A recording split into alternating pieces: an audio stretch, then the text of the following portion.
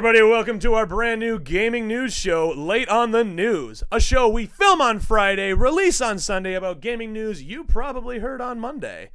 Hence the title, Late on the News. Alright, so obviously the whole purpose of the show is the fact that you've already heard this stuff, but we're going to rehash it all for you anyway. This week, we're going to be talking about the PlayStation 5. That's the big one, at least the specs have been released on it.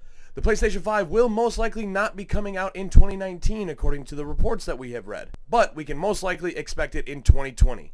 Now, let's hear what else they have to say about all them specs. They also say that it's going to have a solid-state drive in it, which, I mean, if you ever, use any solid-state drives in your computers and whatnot, that's going to increase loading times like crazy. They say that they gave an example of, a 0.8 screen loading time compared to 15 seconds when tested on Spider-Man for the PS4 Pro. That might not seem like a huge difference, but, it's better than, well, Anthem. Let's see if we can finish this whole thing about the PS5 while we're sitting in an Anthem loading screen. Perfect. Now, here's the thing I love more than anything about the PlayStation 5 specs that they have announced. Backwards compatibility. Oh, that's so exciting. Now, as far as we know so far, it's just going to be backwards compatible for the PlayStation 4, which is huge considering how long that's been out. Services like PlayStation Now and such do have the capability of running a lot of PlayStation 3 games for a subscription service, which isn't all that bad. We'll see as time goes on. Maybe they will do kind of what Xbox has done with their Game Pass, or not just Game Pass, but their backwards compatibility where older games are able to be downloaded and whatnot. It will not be digital only. That's really good. I mean, I know a lot of people have shifted their focus to digital only, but physical copies will still be a part of it. I could eventually see, going into this next gen, pretty much game consoles going all digital. I feel like in the next 4 to 5 years, that's where we're going to be on it. So they'll probably come out with a smaller version, discless, just like the Xbox is doing right now. Some games will likely release on both the PlayStation 4 and the PlayStation 5. So games probably like Last of Us Part 2, Death Stranding, and other games, big games that they announced last year. Ghost of Tsushima. I'm not actually sure how to say it. So, I don't know if we're going to get like a co-release on them or not. Or if it's going to be like, here's Last of Us Part 2, and then we'll get the remaster again, just like they did last time on the end of the systems. Which, even so, I'll buy both. The last thing I want to announce on the PlayStation 5 specs is the PlayStation VR support. There was rumors in the past that, it's just going to be built into the console, which will be fantastic. Console? That'll be built into it instead of, you having to buy separately. So hopefully the PlayStation VR is just going to be able to be used, the one that you currently have. They'll probably come out with a PlayStation VR 2, which they say might be wireless and everything like that, which those cords are a nightmare, let's be honest with you here. But that's pretty much everything that on the PlayStation 5 that we know so far. Look forward to everything coming out in the next couple of months. Hopefully around the time of E3 is when they're still going to announce it, is what I'm speculating at this point, but we'll see what happens. As I mentioned previously, Xbox has released their discless version this week. It's just the exact same thing, just with no disk drive. If you watch Inside Gaming, Lauren Sontag actually opened one up, and that's all it was. They just took the disk drive out, which is fantastic. They made it cheaper for everybody so that they can still go out, and if you're mostly digital anyway, fantastic. Go get an external hard drive. I believe that the Xbox has the capabilities of doing that as well. What else happened this week? Let's see here. It's the God of War 1-year anniversary. If you have not played that game, I highly suggest it. It's one of my favorite games of all time. Even being someone who did not really like the original God of Wars, this game, I'm already on my second playthrough, which I know it's been a year, so it probably should be more than that. How's the Anthem loading screen coming? We're getting there. We're getting there. We're getting there. Did you know you can go and get a new anniversary theme right now and new avatars? That is what they're doing for their 1 year. It has also been reported that a secret message in the theme says Ragnarok is coming.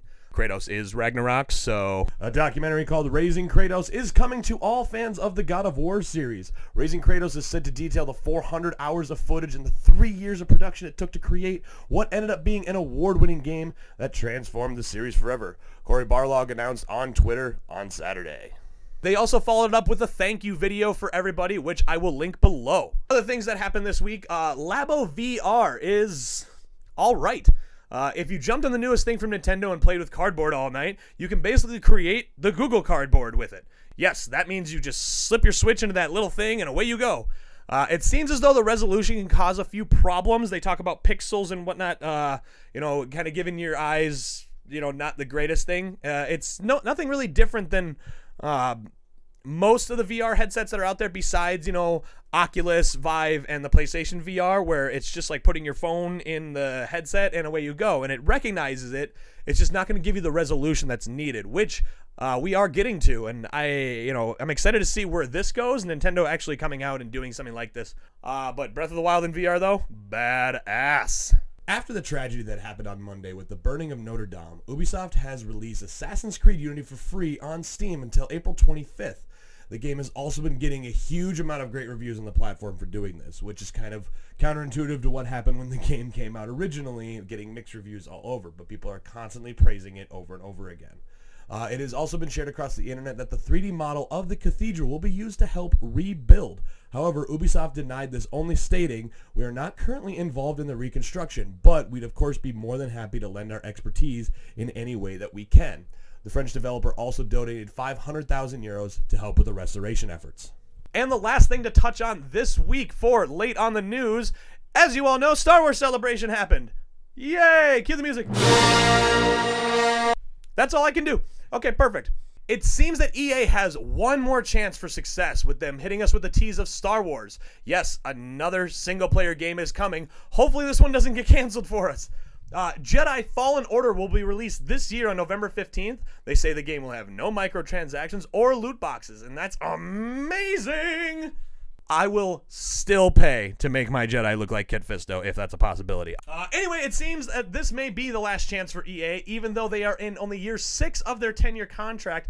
LucasArts has been reopened, or more so, Lucasfilms Games is hiring for new games, which is great. Knights of the Old Republic 3, calling it. Heard it here first, folks. Heard it here. It's going to be nice to finally get a release of a single-player Star Wars game after so long. I believe the last single-player Star Wars game was Force Unleashed 2, at least single-player when it came to it, besides like Battlefront and all that. I'd have to double-check my notes on that one. I don't have notes. And this, getting back into the Jedi sense of things, we'll see how it goes. And if it does successfully, maybe... they have to end up working with Lucasfilm Games at that point. LucasArts, Lucasfilms Games, Lucasfilm Game. I don't know. Thank you so much for joining me on the very first episode of Late on the News. I know this might be a little rough, but I'm going to give it a shot. We're going to try to release this every single week. The benefit of what I'm calling it is that I don't have to release it every week because I'm late. And you already heard all this stuff. So you're just getting it from a different source.